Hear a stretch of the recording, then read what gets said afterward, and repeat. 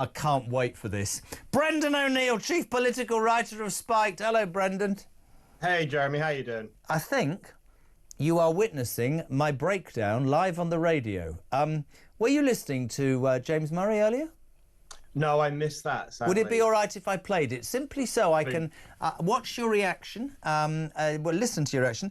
For anybody who wasn't listening an hour and a half ago, James Murray is the, well, he's number 3 at the Treasury under Rachel Reeves, and he came on because today, of course, is the day that Rachel Reeves vowed to end the use of costly asylum seeker hotels. So when that came out of her mouth, we were all very excited until we discovered that this isn't going to happen until 2029. So immediately on Drive and across the station, I'm thinking, we wanted to ask 2 questions. If they're not going to be in a hotel, where are they going to be? Where are they going to go then? Nobody will say housing. Nobody. And actually, whilst you're talking about banning it, a plan to stop them coming here in the first place. 95 times I asked him. This is James Murray an hour ago on Talk. Have a listen. Where are these asylum seekers going to go over the next 4 years? Why is it taking you 4 years? Where are they going to go? Social housing? Are you going to use old military bases? Where are they going to go? And why is your government not appearing in her way today and saying, this is how we're going to stop them coming in the first place, James Murray? We've heard nothing about that. Well, you're absolutely right that we want to stop them coming in the first place. And one of the things the Chancellor announced as part of the spending review today is more money for the Border Security Command.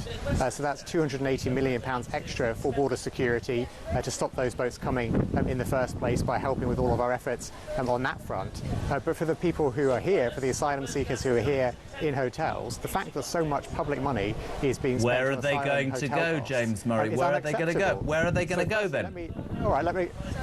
So what we need to do first is get that backlog down. We need to take those decisions so that people are processed in terms of their applications, so that they have to return if they're rejected, and we have a decision on their case. What is really unacceptable is for so many people to be in hotels, which are particularly expensive. Where are they going to go, James? And it really irritates people. Where are they going to go?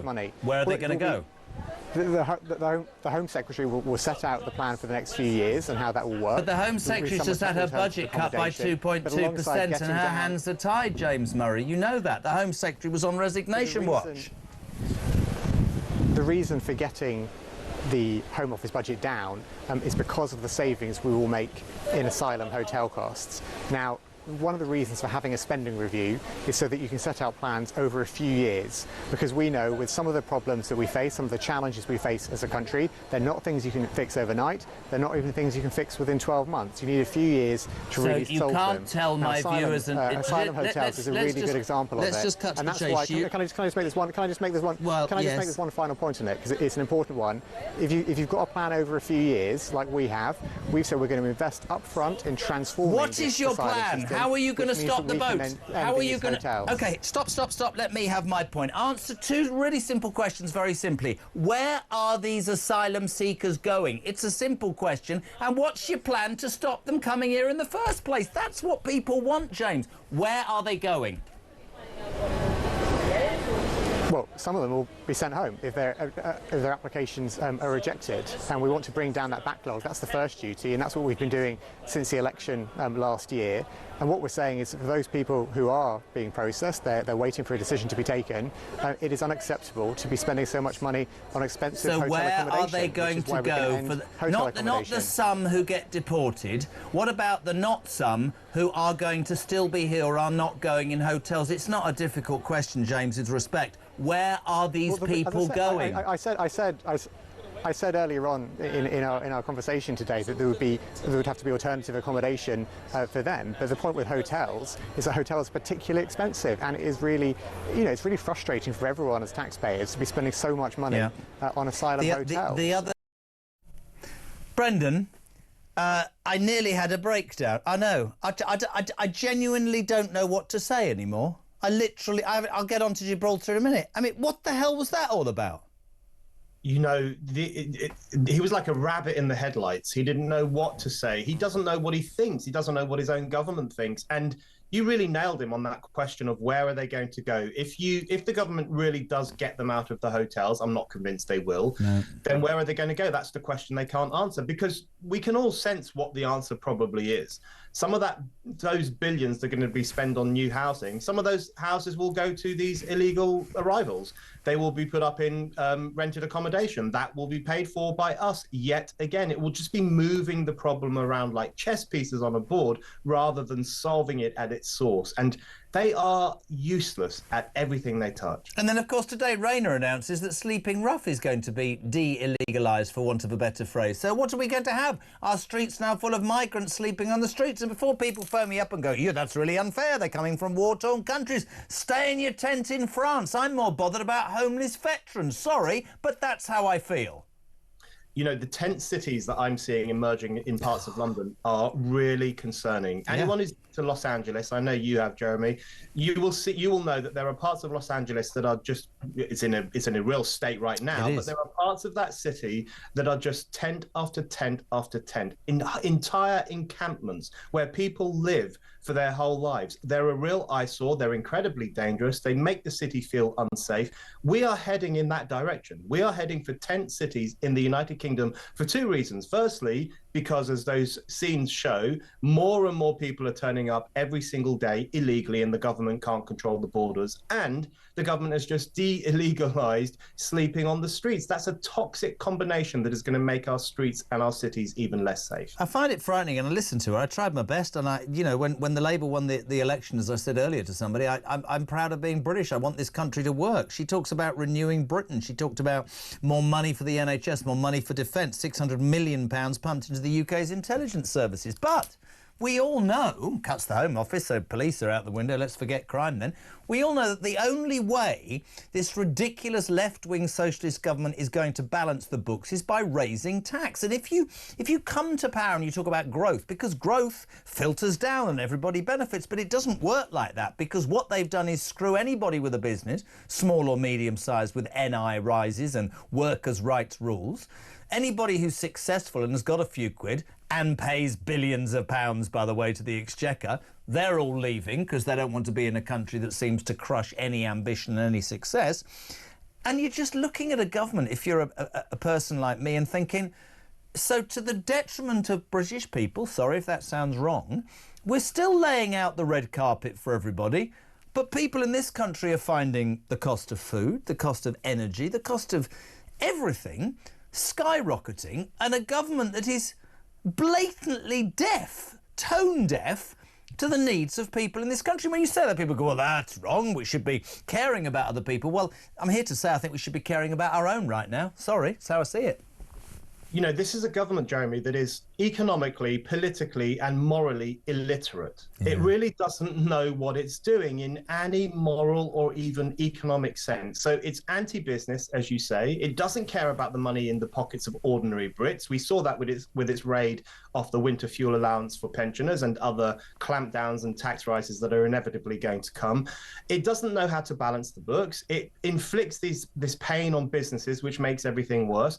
It says it's going to build new houses and protect our borders, but it's letting in more and more people, and we are spending £4 billion putting them up in hotels. And then that has knock-on effects for tourism, because the hotels are full, and for local cafes and restaurants around those hotels, whose businesses will go through the floor.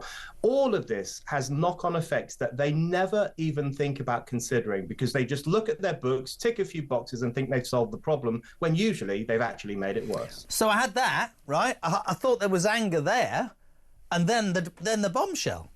Today, David Lammy, bloody hell, announces that Britain and Gibraltar have agreed a post-Brexit deal that will hand control of the territory's border to Europe. And a guy rang me and he said, sorry, he said, I'm not far right, I just need you to ask this man a question, right? He said, so all the Labour government talks about is Britain's interests. Britain's interests. It's all about Britain's interests. He said, can you explain to me how it's in our interest that now another sovereign territory has been given away, the Spanish can get in there without showing anything, and we have to? And nobody will answer that. Slash, he said to me, the even worse news of the day, we gave away the Chagos Islands, and £30 billion. I know you know this. I just have to say it slowly because I can't believe it. Today, the Mauritian government have said, thank you very much indeed. We've managed with your money, Great Britain, to not only pay off our national debt, but we've told all Mauritians they won't be paying any income tax for the next 12 months. How in the name of God, right, are British people who are struggling supposed to respond to that, Brendan O'Neill? It's disgraceful. Jeremy, I don't know how you stay sane. No, I don't think I am. Every day, because this is what we're living through is something actually really extraordinary and profoundly sinister, which is that we have a government that bit by bit is dismantling British sovereignty. It handed over the Chagos Islands and billions of pounds. It now is giving control of Gibraltar to EU officials, the borders, Gibraltar's borders. That's a real step down for British sovereignty. And of course, it's completely lost control of the English Channel, completely lost control of the borders in Kent and around the country generally.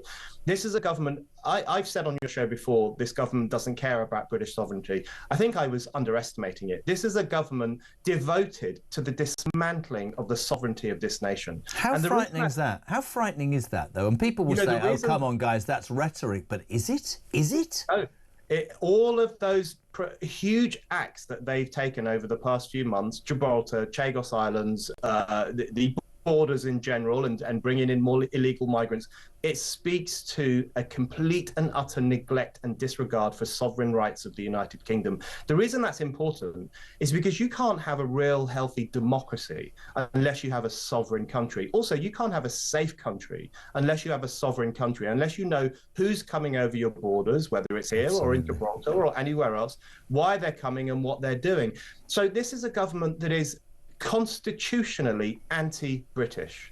In its very bones, in its very heart, this is a government that doesn't understand Britain's interests and is willing to sell them for cheap on the international market. It's horrendous. Just very quickly to sum up, people will listen and they go, oh, come on, it can't be that bad. Where do you see this ending, briefly, Brendan?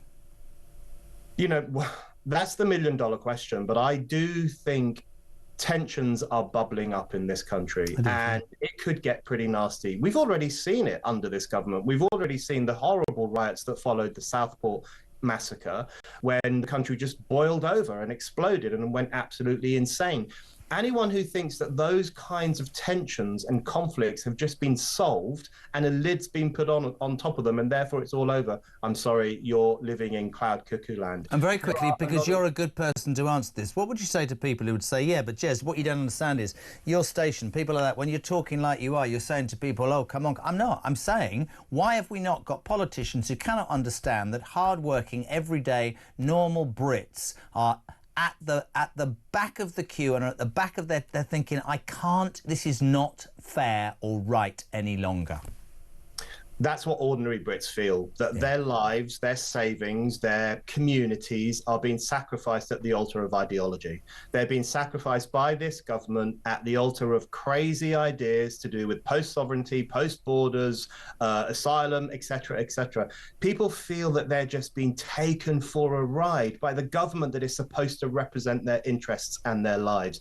And when people feel like that, there comes a certain point when they think, we've had enough and something's got to change. And I'm just seeing on screen David Lammy's got trainers on. That just finishes it off for me. Brendan O'Neill, Chief Political Writer of Spiked. It's always a pleasure to have you on the show. We really appreciate it.